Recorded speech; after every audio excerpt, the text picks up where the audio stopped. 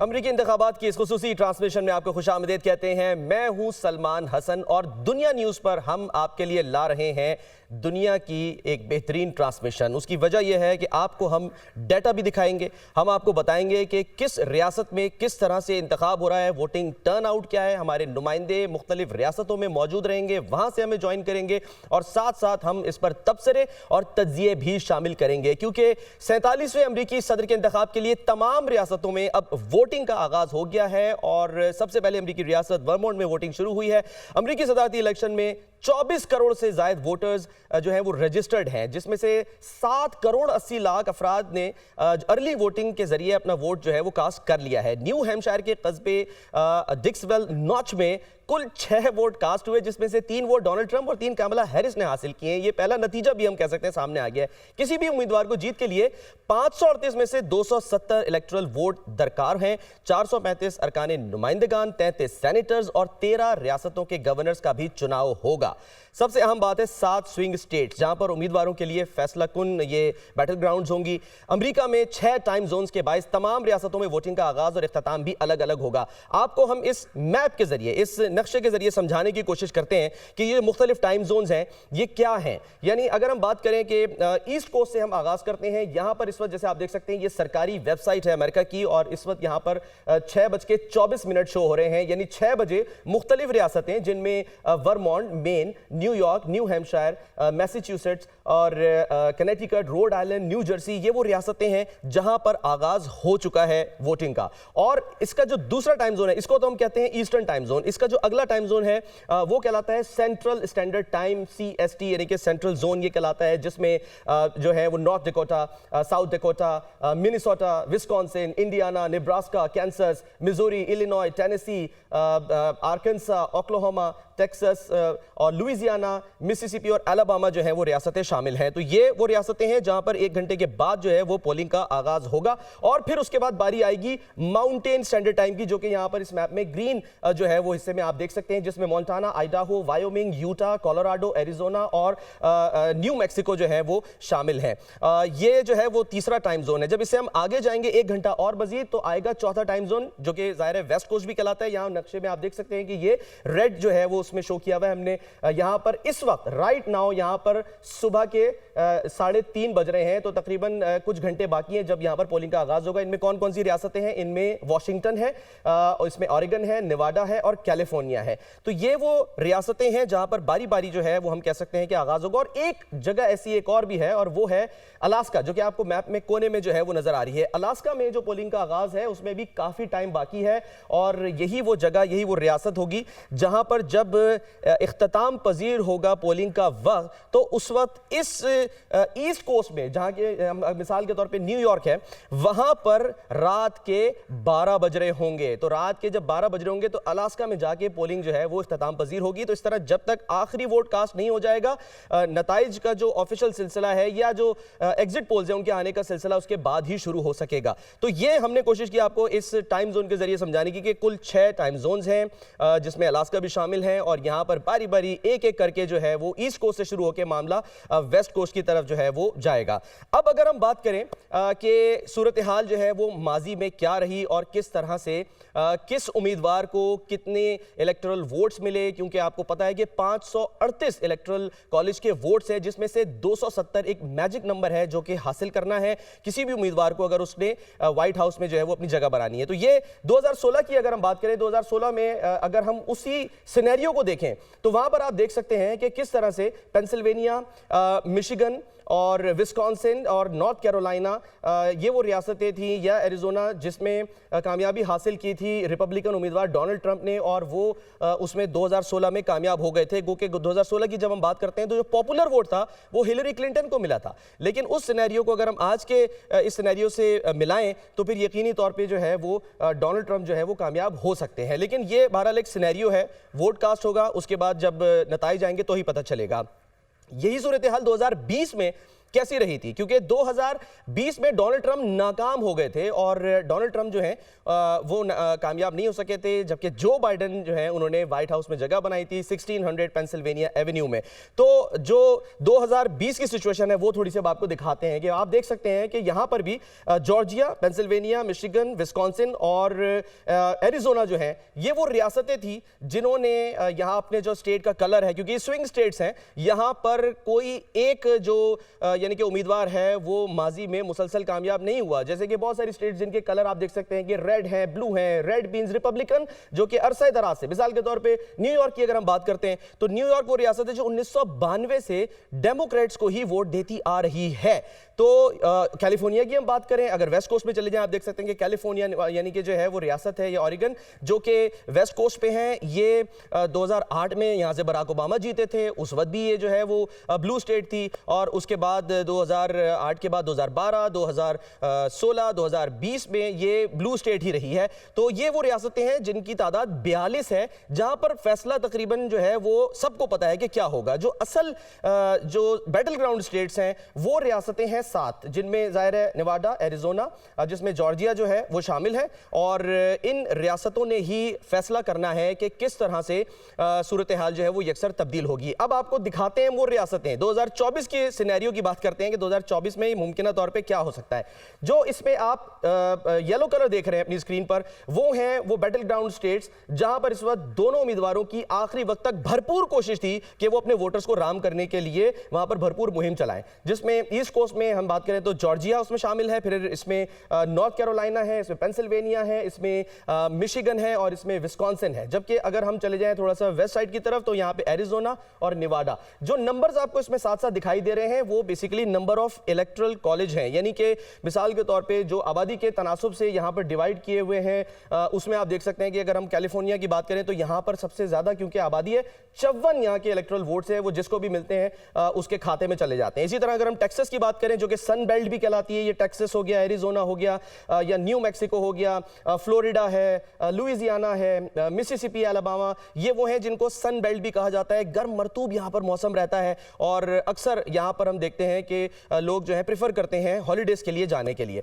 और कैलिफोर्निया के Los Angeles, San Francisco भी वही इलाके हैं जहां पर लोग जो हैं वो हॉलीडेज के लिए जाते हैं, वेकेशंस के लिए जाते हैं। तो ये सन बेल्ट है। इसमें आप देख सकते हैं कि सबसे ज्यादा अगर कैलिफोर्निया के बाद किसी रियासत की जो है वो तादाद है वो टेक्सास है, जहां पर 40 इलेक्टर्स हैं। लेकिन ये पिछली दफा जो है वो जाहिर है और काफी अरसे से रिपब्लिकन जो है उनको वोट देते रहे हैं।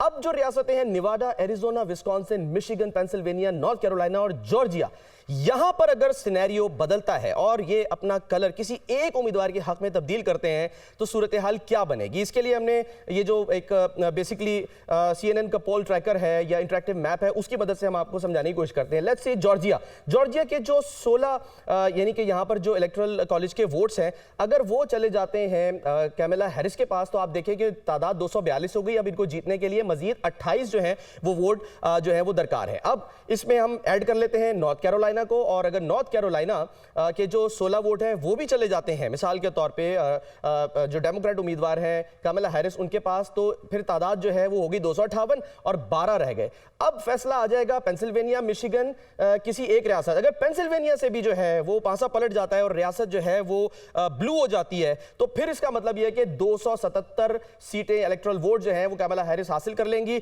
और अगर वो हासिल कर लेती हैं तो सीधा उनका रास्ता जो है वो व्हाइट हाउस को जाता है।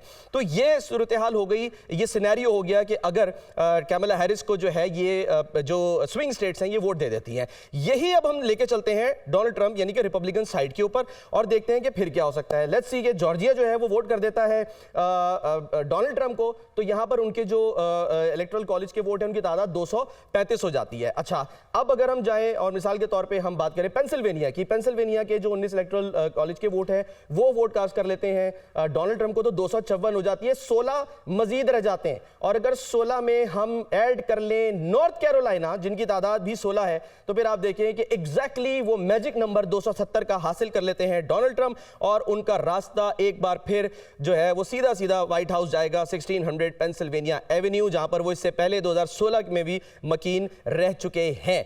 तो ये वो मुमकिनात हैं जो हमें इस इलेक्शन में देखने को मिलेंगी, लेकिन फैसला करना है वोटर्स ने, और खास तौर पे इन स्विंग स्टेट के वोटर्स ने जिन्होंने अपना जहन बनाना है, लास्ट मिनट में इन्होंने फैसला करना है, जाना है, वोटिंग का आगाज हो चुका है, वोट कास्ट करना है और फिर जो नतीजा आएगा वो सामने आएगा। जरूरी नहीं कि 7 की 7 जो रियासतें हैं स्विंग स्टेट्स वो किसी एक को दें। आपने देखा कि 3 या 4 भी अगर जो है वो दे देते हैं वोट किसी एक उम्मीदवार को, तो वो उसके हक में जो है फैसला करने के काबिल हो जाएंगे। तो ये कुछ सिनेरियो की हमने बात की है। हमारी ये ट्रांसमिशन जारी रहेगी, लेकिन इस ट्रांसमिशन में हमारे साथ मौजूद होंगे मुख्तलिफ अमरीकी रियासतों से हमारे नुमाइंदगान, सीनियर सहाफ़ी और साथ साथ तबसरे के लिए तज्जियाकार भी। आपने कहीं जाना नहीं, एक ब्रेक लेंगे और ब्रेक के बाद हम वापस आते हैं।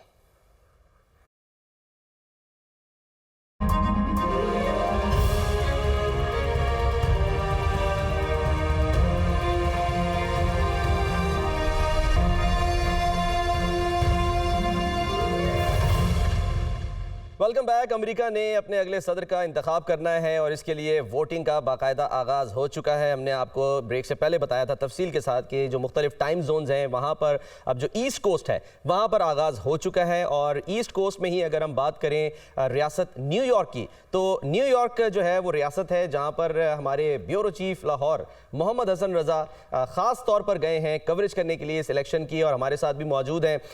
हसन, बहुत आपको खुशामदीद। और मौसम जो है वो हम देख सकते हैं कि सर्द है, 13 डिग्री सेंटीग्रेड है। आगे चल के थोड़ा सा बेहतर हो जाएगा। मैं एक्सपेक्ट कर रहा था शायद आपके हाथ में कॉफ़ी का मग होगा, लगता है कॉफ़ी आपने पी ली है और अब ठिठुरती सर्दी में जो है वो हमारे साथ बात करने के लिए आप मौजूद हैं। ये बताएं कि कैसा आप देख रहे हैं, लोगों में कुछ जोश व खरोश निकल रहे हैं वोट कास्ट करने के लिए, क्योंकि वोटिंग का आगाज़ तो यहाँ पर पोलिंग का आगाज़ हो चुका है। देखिए, मौसम तो आपने बात की, मेरे ख्याल में आज सारा दिन मौसम जो है वो सर्द रहेगा। और जो बता भी रहे हैं वो भी बता रहे हैं कि today temperature will be 17% then higher yesterday. और दूसरा जो आप बता रहे हैं कि आज वोटर का, क्योंकि अभी सुबह सुबह का बहुत अर्ली है तो बहुत कम लोग हैं, लेकिन ये आस्ता आस्ता सिचुएशन बढ़ेगी, क्योंकि न्यूयॉर्क वो स्टेट देखने में आई है कि जो माजी की निस्बत इस दफ़ा पहली बार जो है यहाँ पर हमने देखा कि रिपब्लिकन जो हैं वो निकले हैं, जिन्होंने भरपूर तरीके से यहाँ पे इंतखाबी मुहिम में भी हिस्सा लिया। और फिर सुबह मैंने यहाँ पे करीब ये पोलिंग स्टेशन का जब मैं वहाँ पहुँचा, उनका विज़िट किया, तो वहाँ पर फ़िलहाल लोग तो कम थे, लेकिन बाहर जो है वो रिपब्लिकन के लोग वहाँ पर मौजूद थे। बिल्कुल ये यहाँ पर ये बहुत करीब तो नहीं देखा, लेकिन किसी हद तक दूर वहाँ पर जो है रिपब्लिकन वहाँ मौजूद थे, जिन्होंने पम्फलेट हाथों में पकड़े हुए थे और रिपब्लिकन की बातें कर रहे थे। जबकि कुछ जगहों पर सीधी सी बात है, वहाँ पर डेमोक्रेटिक की जो है वो तादाद दिखाई दे रही है। अलबत्ता अगर देखा जाए तो यहाँ पर न्यूयॉर्क में जिसे कहा जा सकता है, जो अब तक के सर्वे आए हैं उनके मुताबिक 57.5 जो है वो डेमोक्रेटिक की पोजीशन पॉइंट से आगे दिखाई दे रही है और 18.5 पॉइंट से न्यूयॉर्क में डेमोक्रेटिक की पोजीशन जो है वो आगे दिखाई दे रही है। जबकि 39 पॉइंट हैं बनिस्बत उनकी जो है कमला हैरिस के। तो यहाँ पर जो है वो यूँ देखा जाए तो डेमोक्रेटिक तो है, यहाँ पर 92 से ये डेमोक्रेटिक पोजीशन चलती दिखाई दे रही है। दूसरा अगर देखा जाए तो आज 34 सेनेटर्स का भी इंतखाब होने जा रहा है। 435 जो है वो क्या उसे कहा जा सकता है, 534 वो जो है वो अमरीकी ऐवान जो है अमरीकी कांग्रेस का इंतखाब भी होगा और फिर 11 गवर्नर्स का भी इंतखाब होगा और फिर नीचे मेयर, बल्दियाती और नीचे एक सैकड़ों की तादाद में जिनका इंतखाब आज होगा।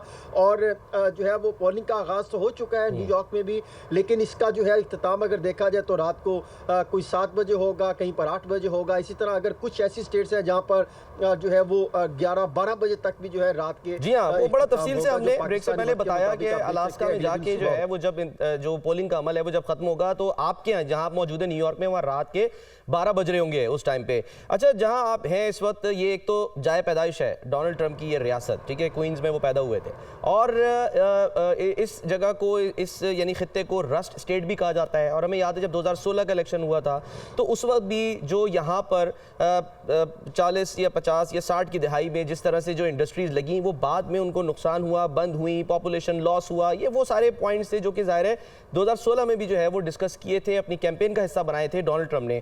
अब इस दफ़ा क्या उन्होंने मुख्तलिफ किया कि वो जो है वो रागिब कर सके वोटर को कि ये ब्लू स्टेट जो कि 1992 से जो है वो डेमोक्रेट्स को वोट दे रही है, वो अब अपना कलर चेंज कर ले और रिपब्लिकन के साथ चली जाए।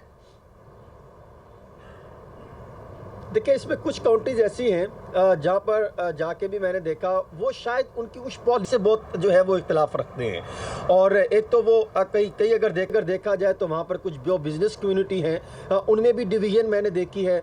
और जो एक काउंटी ऐसी थी जहाँ पर मुस्लिम कम्युनिटी भी बड़ी तादाद में मौजूद हैं, वो तो पूरी जो है वो तकरीबन मैंने देखा 90-95% जो है वो डोनाल्ड ट्रंप के साथ खड़ी दिखाई देती। माजी में वो ये बताते हैं कि हम डेमोक्रेट को सपोर्ट करते रहे, हम उनके साथ खड़े रहे, लेकिन इस दफ़ा क्योंकि गज़ा का मामला था और फिर ये सिर्फ मुस्लिम कम्युनिटी नहीं थी, और भी कम्युनिटीज़ और भी जो मज़ाहिब हैं वो ताल्लुक़ रखते हैं और भी फ़िरके वो इस मामले में नहीं पड़ते। वो कहते हैं कि हमने ये जो इंसानी हकूक़ का मामला है वो इस पर जो है वो सख्त अपना रद्द-ए-अमल देते हैं, और वो भी जो है वो ट्रंप के साथ सपोर्ट कर रहे हैं। और कुछ जो है वो पॉलिसी जो कि मुआशी पॉलिसियाँ हैं वो मैंने देखा ये लोग यहाँ के बहुत इसलिए संजीदा हैं, समझदार हैं कि वो चीज़ों को पढ़ते हैं और सवालात क्रिएट करते हैं, सवालात उठाते हैं कि अगर आपने जब आए थे 2020 में तो ये आपका मुआशी एजेंडा था, ये आप प्लान लेकर आए थे, लेकिन उस पर इम्प्लीमेंटेशन की तादाद फला ये है तो आप ये इम्प्लीमेंट नहीं कर सके। सेहत के आपके ये मामलात हैं, तालीम के आपके ये पॉइंट्स हैं, समाजी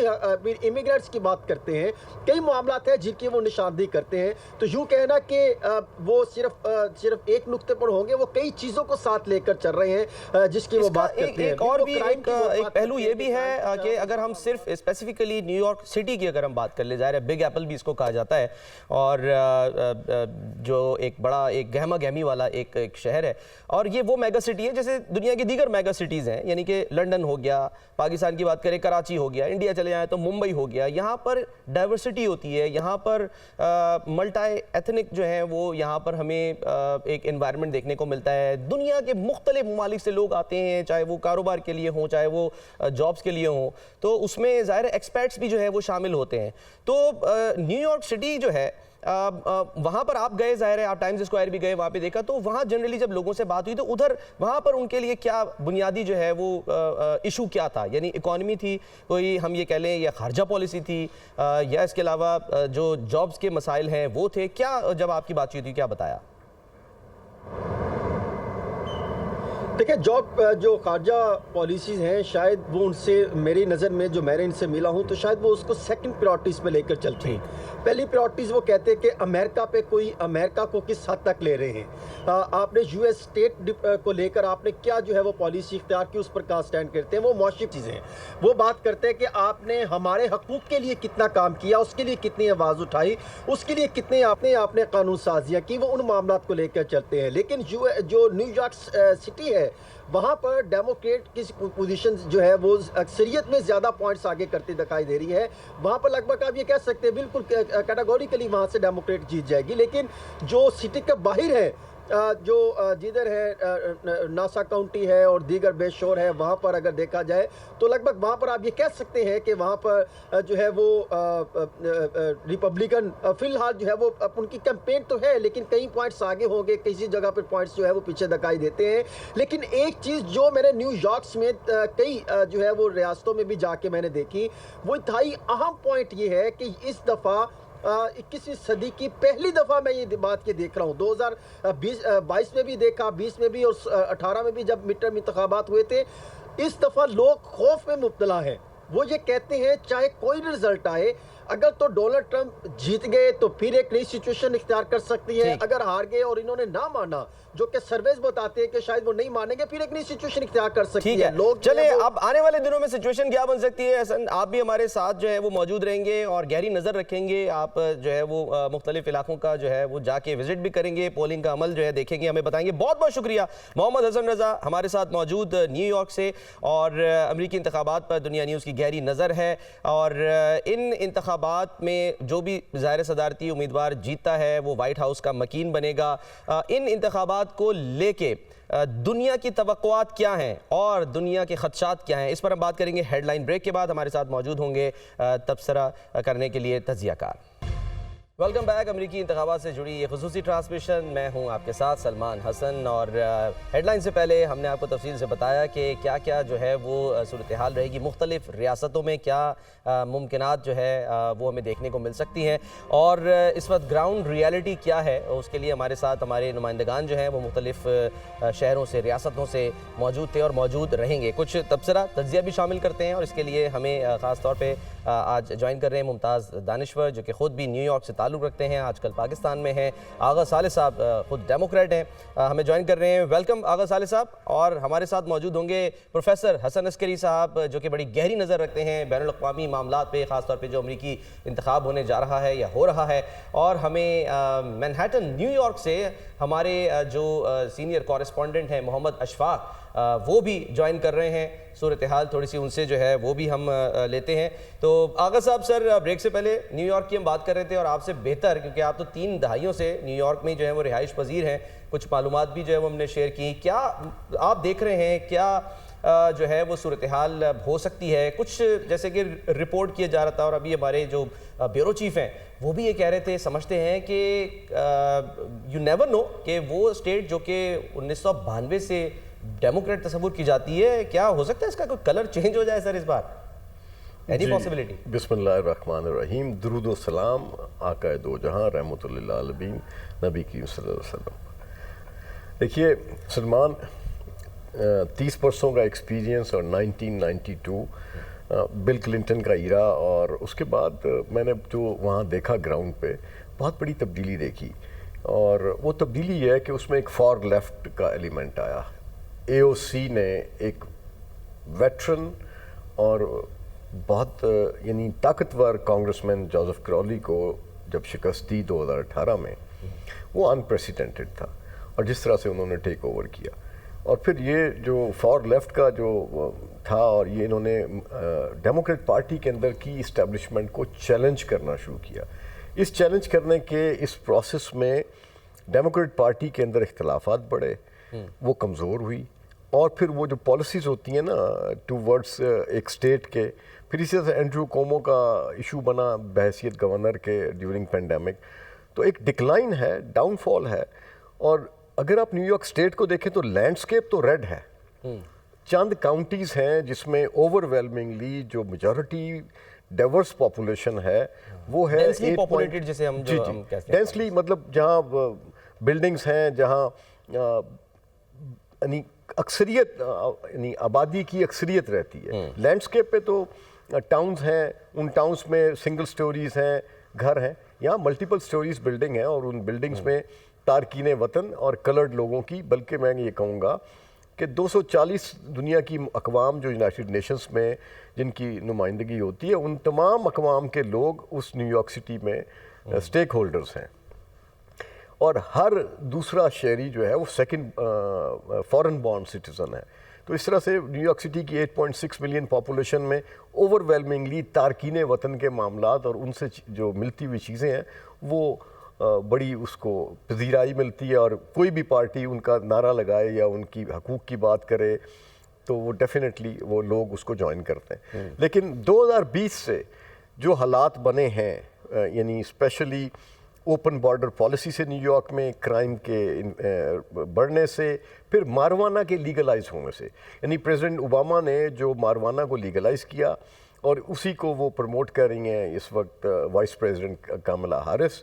तो ये चीज़ें न्यूयॉर्क सिटी के अंदर तारकीन वतन फैमिलीज़ जो हैं उनको बड़ी शिद्दत से मुतासिर कर रही हैं। सही। और जब ये मुतासिर कर रही हैं तो वो होगा। और फिर गज़ा और फ़लस्तीन का इशू एक ऐसा बर्निंग इशू है, ना सिर्फ इस पर मुसलमान न्यूयॉर्क सिटी के, बल्कि कैंपसेस के वो तलबा जो दुनिया भर से आए हैं और अमरीकी लोग हैं, वो पूरे लैंडस्केप पे वो मुजाहरा करते नज़र आए। ये कौन लोग हैं? ये वो तमाम वो लोग हैं कि जो फॉर लेफ्ट के साथ थे, डेमोक्रेट थे, और अब ये इस वक्त उन्होंने तहिया किया है, यानी जो मेरी गुफ्तगू हो रही है उन नौजवानों से, वो उन्होंने तहिया किया कि वो ना ट्रंप को वोट देंगे, ना वो कामला हारिस को वोट देंगे। अच्छा। वो जिल स्टीन को वोट देंगे। तो वो फैक्टर जो पार्टी का था ओवरवेलमिंगली यूथ फ्रॉम 18 to 30 वो तो माइनस हो गया उसमें से। बिल्कुल। अच्छा सर, आपने क्योंकि जिक्र किया है न्यूयॉर्क सिटी का, आपने ज़ाहिर आप जिक्र कर रहे हैं, आप कह रहे हैं कि डेंसली पॉपुलेटेड जो इलाके हैं वहाँ की भी आप बात कर रहे हैं, तो उन्हीं में से मैनहट्टन भी ज़ाहिर है उसमें शुमार होता है। और मैनहट्टन में इस वक्त हमारे जो कॉरेस्पॉन्डेंट है, सीनियर कॉरेस्पॉन्डेंट मोहम्मद अशफाक, वो मौजूद हैं। अशफाक, हम देख सकते हैं आपके बैकग्राउंड में वही बड़ी बड़ी बिल्डिंग्स, जहाँ जब पहुँचे न्यूयॉर्क तो जाकर जो है वो कुछ एक ऐसा अजीब सा माहौल है कि वो आपको बाज़-औक़ात खौफ में मुब्तला करता है। इतनी बड़ी बड़ी बिल्डिंग्स, हर चीज़ ही बड़ी है वहाँ पे अगर देखा जाए। बिग एप्पल जो है वो इसको कहा भी जाता है। ये बताइए कि जो अभी आगा साहब भी बात कर रहे हैं, प्रायोरिटीज़ क्या हैं? आप खुद इस वक्त आई थिंक कोई 22वें फ्लोर पर मौजूद हैं। ये बताएं कि जो डेंसली पॉपुलेटेड एरियाज़ हैं वो क्या सोच रहे हैं, उनकी प्रायोरिटीज़ क्या हैं? ऐसे शहरों में जब जाओ तो ऐसा लगता है कि शायद किसी के पास वक्त ही नहीं है, हर कोई जो है वो बिजी है, आपसे बात करने के लिए भी तैयार नहीं। तो लोगों से जब आपने बात की, वो क्या कहते हैं कि जी हमने क्या दोनों में से किसी को वोट नहीं देना, दोनों से तंग है?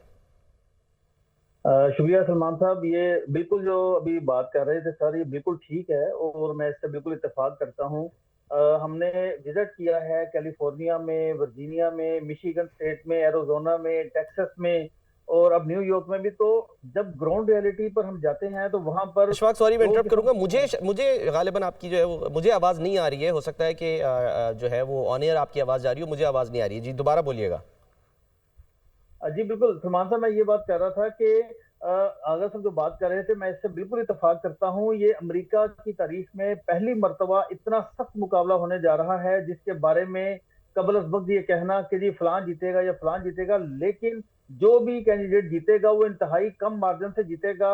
हमने विजिट किया है California, Virginia, Arizona, Michigan, Texas और अब न्यूयॉर्क में भी विजिट किया है। तो यहाँ पर जो ग्राउंड रियलिटी है वो बिल्कुल मुख्तलिफ है। नंबर वन बात तो ये है कि जहां पर यानी हम बात करें अगर कैलिफोर्निया की तो उसको डेमोक्रेट का गढ़ कहा जाता है, लेकिन वहां पर भी हमने देखा है कि ट्रंप के हामियों की तादाद बढ़ रही है। और दूसरा जो वहां पर इजाफा देखा है वो लोग जो ना ट्रंप को सपोर्ट कर रहे हैं, ना ही कमला हैरिस को सपोर्ट कर रहे हैं, बल्कि वो थर्ड ऑप्शन की तरफ जा रहे हैं। यानी वो या तो वो वोट कास्ट नहीं करेंगे, अगर करेंगे तो वो ग्रीन की तरफ जा रहे हैं। तो थर्ड ऑप्शन भी लोगों के जहन में है तो वो उनकी तरफ जा रहे हैं। इसी तरह से अब हम न्यूयॉर्क में मौजूद हैं तो ये भी डेमोक्रेट यहाँ से कामयाब होते हुए आए हैं और लास्ट टाइम जो बाइडन भी कामयाब हुए थे। लेकिन यहाँ पर भी जब हमने जाकर लोगों से बात की तो वहां पर भी ट्रंप के हामियों की तादाद बढ़ रही है और जो डेमोक्रेट उनकी पॉलिसी से जो वोटर है वो उस तरह से मुतमईन दिखाई नहीं देता जैसे वो दबंग अंदाज में कहे कि मैं तो डेमोक्रेट हूँ और मैं वोट कास्ट करूंगा। और इसी तरह से अगर हम वर्जीनिया की बात करें, वर्जीनिया आपको अब जानते हैं कि 8 शख्सियात वहां से अमेरिकी सदर के तौर पर इलेक्ट हुई थी और इसीलिए वर्जीनिया को प्रेसिडेंट ऑफ मदर भी कहा जाता है, यानी सुदूरों की माँ की रियासत भी कहा जाता है। तो वहां पर भी सूरत हाल ये है कि 1968 से लेकर 2004 तक रिपब्लिकन कामयाब हुए और फिर 2008 से लेकर 2020 तक डेमोक्रेट वहां से कामयाब होते हुए आए हैं।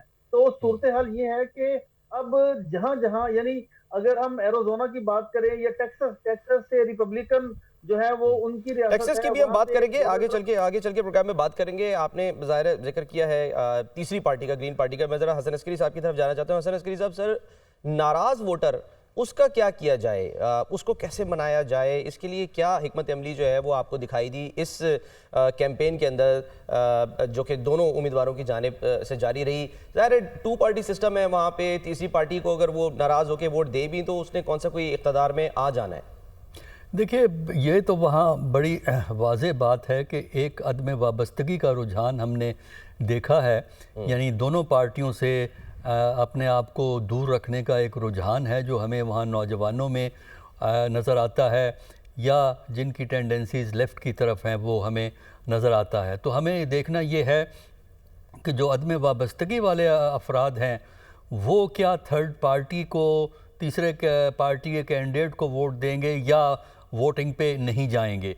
लेकिन इसके साथ साथ जो चीज़ हमें और नज़र आती है वो ये है कि जहाँ ये अदम वाबस्तगी का रुझान बढ़ रहा है जिन इलाकों में, वहाँ पे रिपब्लिकन भी काफ़ी हमें एक्टिव नज़र आते हैं माजी की निस्बत। जिस तरह न्यूयॉर्क स्टेट रवायती तौर पर डेमोक्रेट है, कैलिफोर्निया रवायती तौर पर डेमोक्रेट है, तो वहाँ भी हमें ये रुझान नज़र आता है कि ट्रंप के सपोर्टर इस अदम वाबस्तगी से फ़ायदा उठाने के लिए अपनी मोबिलाइजेशन को काफ़ी ज़ोर से कर रहे थे। उसकी बुनियादी वजह जो हमें नज़र आती है वो ये है कि जो बाइडन के दौरे 4 साल में बहुत सी ऐसी पॉलिसियां हैं जिससे कि नौजवान तबका जिसका अभी मुस्तकबिल बहुत तवील मौजूद है, उनमें एक नाराज़गी खफगी का एलिमेंट हमें जो है वो नज़र आया है। तो उसकी वजह से बहुत से बातें जो हम माजी में बड़े एतमाद से करते थे, अब उस एतमाद से रिज़ल्ट के बारे में नहीं कर सकते, क्योंकि ये डिपेंड इस बात पे करता है कि जो अदम वाबस्तगी वाले के रुझानात क्या होंगे। जहाँ तक थर्ड पार्टी कैंडिडेट का है, वो वोट तो ले सकता है, लेकिन थर्ड पार्टी के इतने चांसेस नहीं हैं अमेरिका के सिस्टम के अंदर कि वो इस रिज़ल्ट को जो है बिल्कुल कोई चेंज कर दे। कुछ वोट उनकी तरफ जाएंगे, और वैसे भी वहाँ जो प्रिंसिपल है 2 रियासतों के अलावा, प्रिंसिपल ये है कि जो मेजॉरिटी के वोट लेता है वो तमाम के तमाम इलेक्टोरल कॉलेज की सीटें उस पार्टी को चली जाती हैं। तो इस प्रिंसिपल की वजह से भी जो फ़ायदा जो है वो 2 बड़ी पार्टियों डेमोक्रेट और रिपब्लिकन ही को होता है, थर्ड पार्टी वाले को इतना चांस नहीं होता अलावा 2 रियासतों के। ठीक है। अच्छा आगा साहब, सर मैं आपकी तरफ यही क्वेश्चन लेकर आना चाहूँगा कि जो नाराज़ वोटर है वो उसके पास ऑप्शन तो कोई नहीं है, या तो फिर वो वोट कास्ट ही ना करे, ना निकले। और वैसे भी जो वेदर रिपोर्ट है आज की वो यही कह रही है कि जो बैटल ग्राउंड स्टेट्स हैं, ख़ासतौर पे विस्कॉन्सिन की अगर हम बात करें तो वहाँ पर तो आज तूफान तक की पेश गोई है। और वो आपको लगता है कि इससे जो टर्न आउट है उस पर भी कुछ असर पड़ेगा? देखिए, मौसम से कुछ असर पड़ेगा, लेकिन I have seen elections rain and shine and snowfall, उसमें भी मैंने लंबी कतारें देखी हैं अमेरिका में, तो ऐसा हरगिज़ नहीं है। असल बात यह है कि इस वक्त जो है ना, जो थर्ड पार्टी जो कोई कॉन्सेप्ट नहीं था, मुझे एक ऐसे एक वाइब सी एक फीलिंग है जब मैं अमेरिका के लैंडस्केप में नौजवानों से बात की, और ख़ास तौर पे वो फॉर लेफ्ट के वो जो नौजवान हैं जो कैंपसेस में हैं या अपनी तालीम से रिसेंटली फारिग हुए हैं, उनका जो रुझान है वो ये कह रहे हैं कि ये 2 पार्टी सर्कस जो है ये ज़्यादा देर चलने के लिए, हम इसको चलाने के लिए तैयार नहीं हैं, और हमारा फ्यूचर ख़तरे में है। और हमारा फ्यूचर, अगर उस नौजवान नस्ल को जो 18 से 30 बरस की है उसको ये एहसास हो गया है, तो वो जो थर्ड पार्टी है अगर वो 5% से ज़्यादा वोट ले जाती है तो फिर आने वाले इंतखाबात में एक तीसरी पार्टी का वजूद होगा इस इलेक्शन में। इस इलेक्शन के बड़े अनप्रेसिडेंटेड असरात होंगे। अच्छा। और मैंने अपनी ट्वीट में भी मैंने इस बात को डिक्लेयर किया है कि अगर इस इलेक्शन के नताइज 6 नवंबर की सुबह नहीं होते और उसको कंसीड नहीं करते तो ये एक तवील अरसे तक यानी ये मामला चलेगा, और फिर 6 जनवरी भी आएगा, फिर 20 जनवरी भी आएगा। और पिछली दफ़ा तो सदर ट्रंप जो थे वो इस इलेक्शन के नताइज को तस्लीम नहीं कर रहे थे। इस दफ़ा अगर सदर ट्रंप जीत भी जाते हैं तो जिस डीप स्टेट को उन्होंने चैलेंज किया है, और अमेरिका के जो डेमोक्रेट सदूर हैं जिसमें सर फहरिस्त मैं कहूँगा बराक ओबामा, वो बड़ी शिद्दत और बड़ी शद्दोमत के साथ कामला हारिस की जो कैंपेन चला रहे हैं वो बहुत इम्पैक्ट कर रही हैं ये चीज़ें। तो ये एक आसान ठीक है। आगा साहब साथ ही रहिएगा सर, हसन अस्करी साहब भी हमारे साथ मौजूद है। क्विक ब्रेक लेते हैं और ब्रेक के बाद हम वापस आते हैं।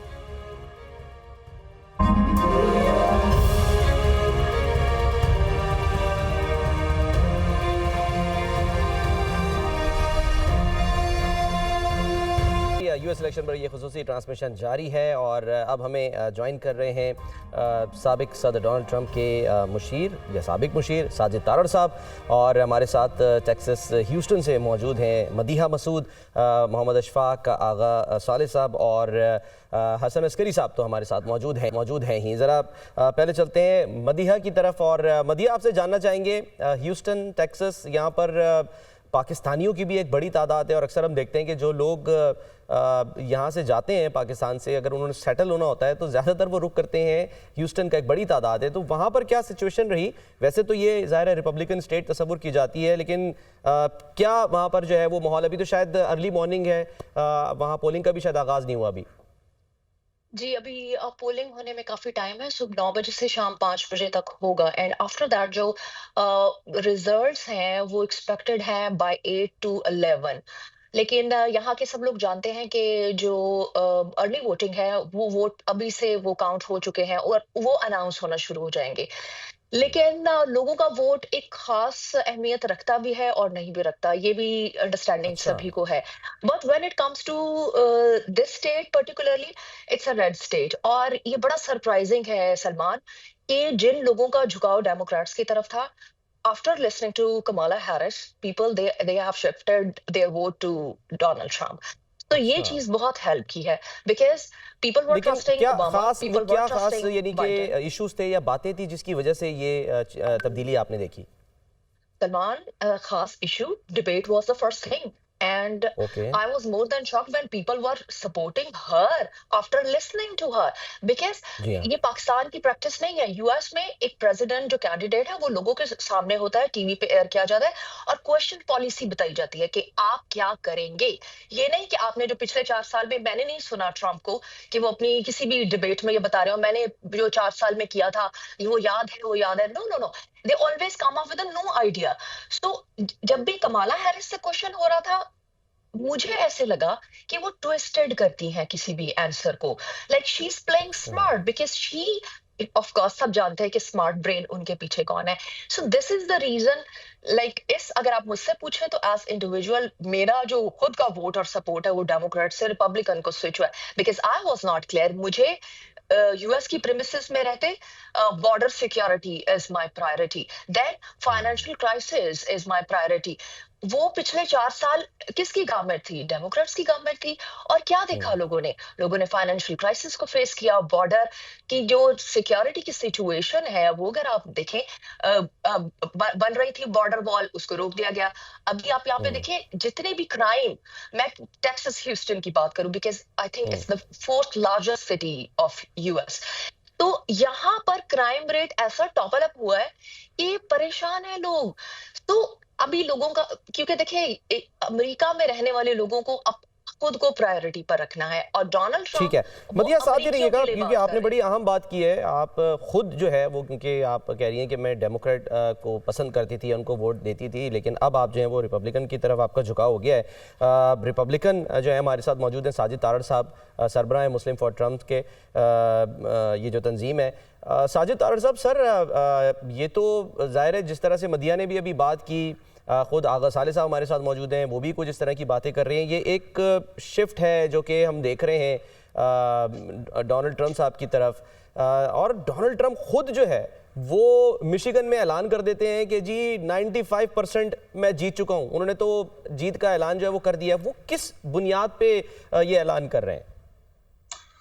देखिए, उनका ऐलान इस तरीके से बनता है कि अगर पूछा जाए कि आज जो बाइडेन किस बेसमेंट में है तो फिर ये भी एक बहुत बड़ा एक सरप्राइज है कि वो आज कहाँ है।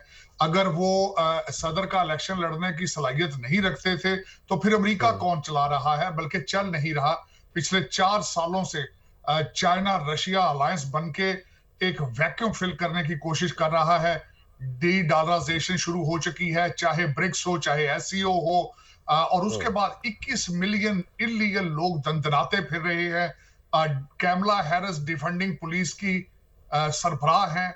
हर शहर जो अमेरिका का है वो गाजा बन चुका है।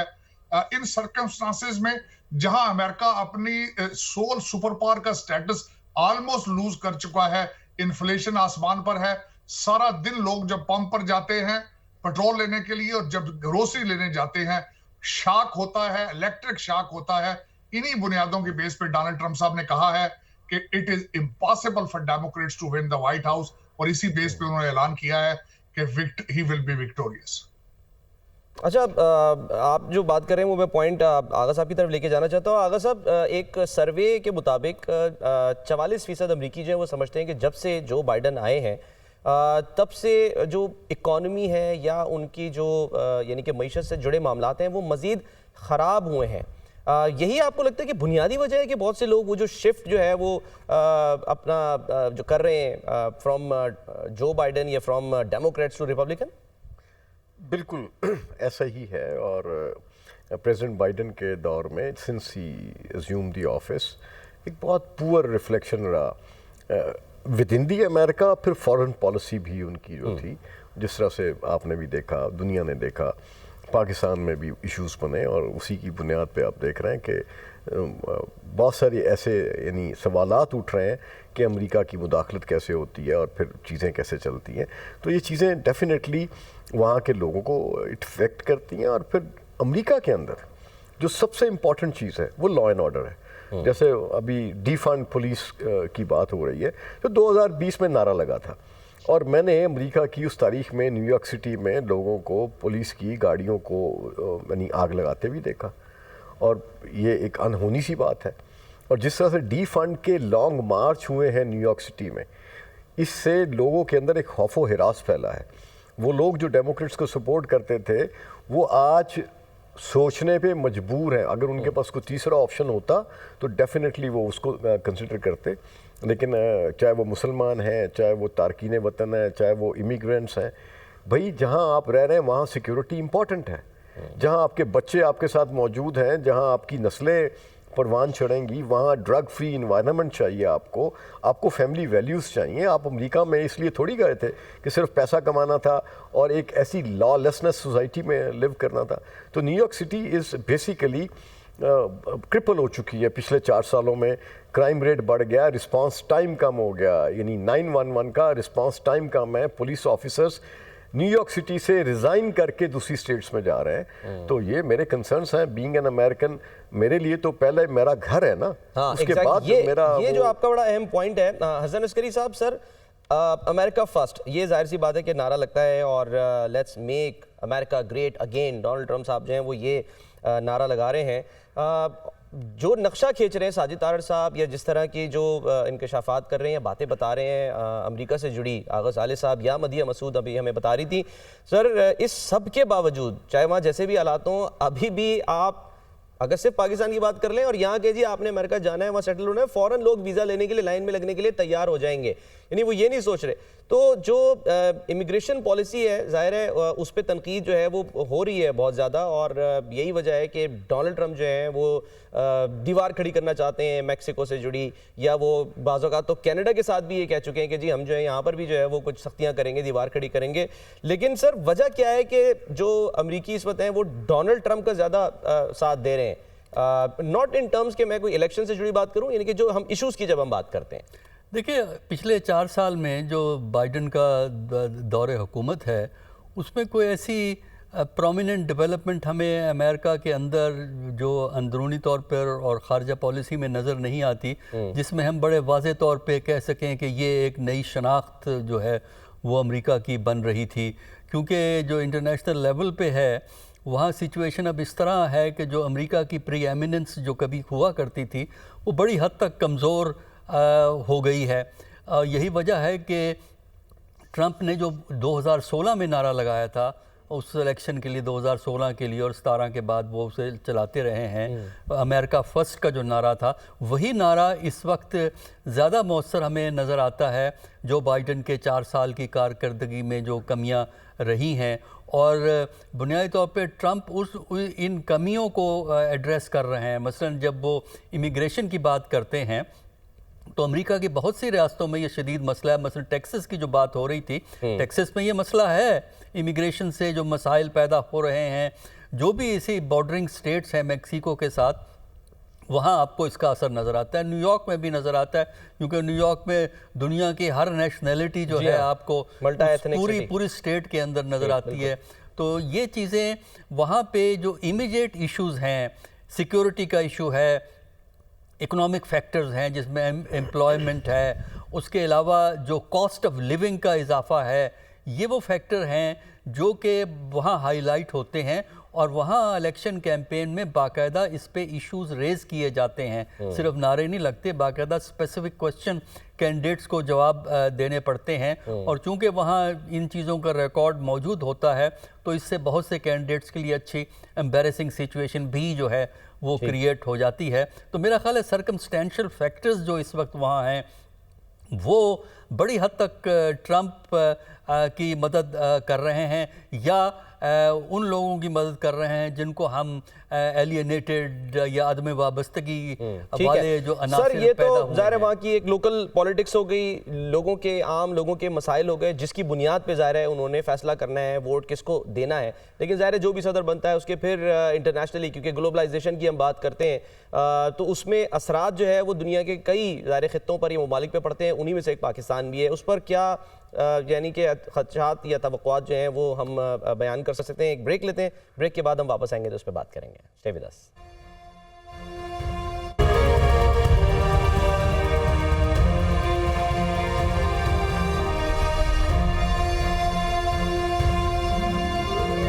वेलकम बैक जी। सुपर पावर अमेरिका में इंतखाब हो रहा है और इस इंतखाब में ज़ाहिर है किसी एक उम्मीदवार ने ये इलेक्शन जीतना है और वाइट हाउस का मकीन बनना है अगले 4 साल के लिए, जबकि दुनिया की इस इंतखाब से क्या तवक्कुआत हैं और ख़दशात क्या हैं, इस पर ज़रा जो माहिराना राय है वो हासिल करते हैं। हसन अस्करी साहब, सर ठीक है कि मकामी जो इश्यूज़ हैं, जो लोकल इश्यूज़ हैं वो ही अहमियत के हामिल हैं। इकॉनमी हो गई जैसे कि आपने ब्रेक से पहले जिक्र किया, लेकिन सर हमें तो अपनी पड़ी है, हमें तो ये देखना है या देखा जाता है, हमसे ये कहा भी जाता है कि भाई ये जानने की कोशिश करें कि वहाँ कौन सा उम्मीदवार जीतेगा तो वो पाकिस्तान के लिए, इस खित्ते के लिए कम अज़ कम या स्पेसिफिकली पाकिस्तान के लिए सूदबंद साबित हो। हिस्ट्री क्या बताती है और आपको सर क्या तवक्कुआत या खदशात हैं?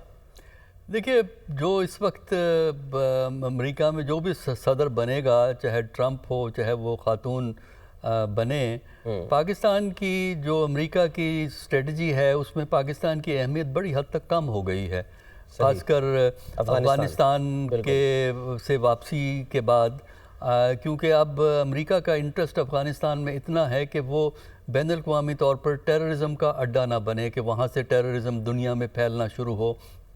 तो उसके हवाले से पाकिस्तान के ताउन की ज़रूरत होती है। दूसरा, उसके अलावा अमेरिका का पाकिस्तान में ये इंटरेस्ट भी है कि यहाँ पे एक्सट्रीमिज़म न फैले, थोड़ी सी मॉडरेशन हो। तो इस सिलसिले में अमेरिका आपकी सोसाइटल डेवलपमेंट के लिए कुछ फंडिंग करता है। USAID के बहुत से प्रोजेक्ट्स यहाँ रन हो रहे हैं बिजनेस कम्युनिटी को। सर थोड़ा सा मैं आपको इंटरप्ट करूंगा, वक्त ज़रा कम है, मैं चाहूँगा कि इस पे जो है आगा साहब की भी राय ले लीजिए। आगा साहब, क्यों हमारी ये तवक्कुआत होती हैं? जब बराक ओबामा 2008 में प्रेसिडेंट बने उस वक्त भी बहुत से लोगों ने कहा कि नाम देखो जी, इनका नाम बराक हुसैन ओबामा है। जब उनको अनाउंस किया गया था 20 जनवरी की जो ओथ सेरेमनी होती है तो उसमें कहा गया था बराक H ओबामा, हुसैन तो नाम वहाँ पर भी लिया गया था उस तकरीब में। तो सर क्यों तवक्कुआत जो है वो हमें जो है वो हम उनसे वाबस्ता कर लेते हैं? Unfortunately, I was a great supporter for him. I ran his campaign. I was the one who brought him introduced into the diversity community और उनके लिए बड़ा काम किया मैंने उनके फर्स्ट टेन्योर में, and I was very much impressed. और उन्होंने वो जो उनका जो था ना असलूब, वो ऐसा था कि जो स्कूल में पढ़ने वाले बच्चे हैं, यानी KG से किंडरगार्टन से 5th ग्रेड तक के, उन बच्चों को वो बराक ओबामा जो था वो अपील कर रहा था अपनी गुफ्तगू से, और उसके दूसरी जानब जॉन मैकेन थे। तो बराक ओबामा ने बहुत मायूस किया, यानी इंतहाई मायूस किया।